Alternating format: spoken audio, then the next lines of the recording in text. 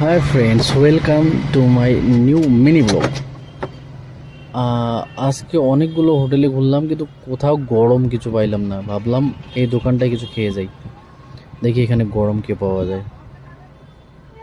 সামনে দোকানটা, এখানে তো অনেক ব্যানার লাগানো আছে, দেখি কি পাওয়া যায় এখানে।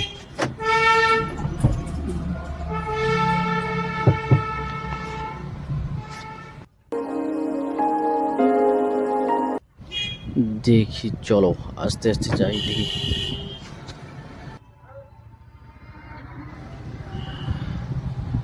দাদা, পুরি হবে না পরোটা হবে? আচ্ছা, দুটো পরোটা লাগিয়ে দিন।